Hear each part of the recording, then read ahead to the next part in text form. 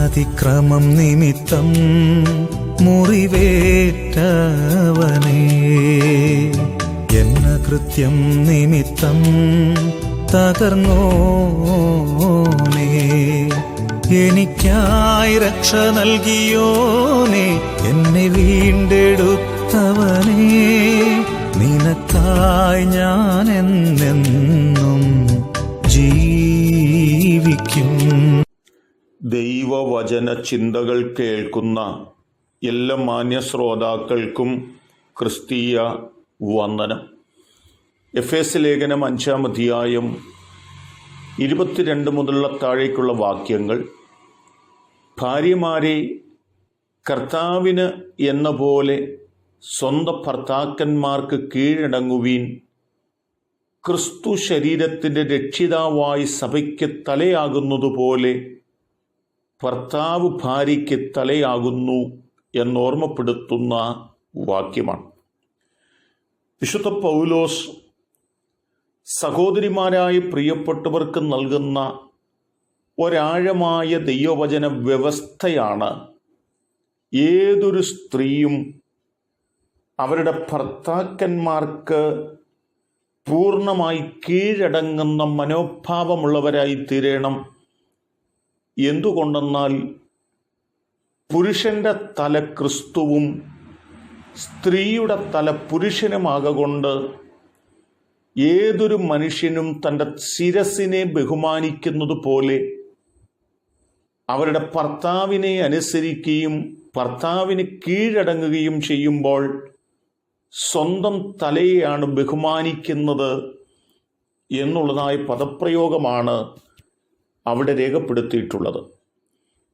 അനുസരണവും കീഴടങ്ങലും അത് കുടുംബജീവിതത്തിൻ്റെ ഭദ്രതയ്ക്കും ദൈവിക വ്യവസ്ഥയോടുള്ള പൂർണ്ണ അനുസരണത്തിനും കുടുംബജീവിതത്തിലെ സന്തോഷത്തിനും സമാധാനത്തിനുമൊക്കെ അത്യന്താപേക്ഷിതമായിരിക്കുന്നു എന്നുള്ളത് തന്നെയാണ് നമുക്ക് കണ്ടു മനസ്സിലാക്കുവാനായിട്ട് സാധിക്കുന്നത്. ഏതൊരു സ്ത്രീയും അവരുടെ ഭർത്താവിന് പൂർണ്ണമായി കീഴടങ്ങുമ്പോൾ അത് സ്വന്തം ശിരസിനോടുള്ള ബഹുമാന സൂചകമായിട്ടാകുന്നു എന്നോർമ്മപ്പെടുത്തുകയാണ്. എങ്ങനെയാണ് സ്ത്രീ പുരുഷന് കീഴടങ്ങേണ്ടത് എന്ന് 24-ാം വാക്യം പറയുന്നുണ്ട്. എന്നാൽ സഭ ക്രിസ്തുവിന് കീഴടങ്ങിയിരിക്കുന്നത് പോലെ ഭാര്യമാരും ഭർത്താക്കന്മാർക്ക് സകലത്തിലും കീഴടങ്ങിയിരിക്കണം എന്നുള്ളതാണ്. രക്ഷിതാവ് എന്ന നിലയിൽ, രക്ഷകൻ എന്ന നിലയിൽ ക്രിസ്തുവിനോട് പൂർണ്ണ വിനയമുള്ളവരായി പൂർണ്ണ അനുസരണമുള്ളവരായി നിൽക്കുന്ന ഒരു സഭയോട് സമാനമാക്കിക്കൊണ്ട് ഈ പദവും ഓർമ്മപ്പെടുത്തുകയാണ്. സഭയുടെ ഉപജ്ഞാതാവ്, സഭയുടെ പ്രവർത്തകൻ ക്രിസ്തുവാകുന്നതുകൊണ്ട് സഭ എന്നും ക്രിസ്തുവിനോട് കടപ്പെട്ടിരിക്കുന്നു എന്നും ക്രിസ്തുവിന് കീഴ്പ്പെട്ട് സഭ നിൽക്കുന്നു എന്നതുപോലെ തന്നെ സ്ത്രീയുടെ തല പുരുഷനാകൊണ്ട് സ്ത്രീ എന്നും പുരുഷനോട് അനുസരണമുള്ളവരായി കീഴ്പ്പെടുന്നവരായി തീരണം. അത് ദൈവത്തിൻ്റെ വ്യവസ്ഥയാണ്. ആ വ്യവസ്ഥകളെ പാലിക്കുമ്പോൾ അത് നിങ്ങളുടെ കുടുംബജീവിതത്തിൻ്റെ നന്മയ്ക്ക് കാരണമായി തീരും എന്നത് തന്നെയാണ്.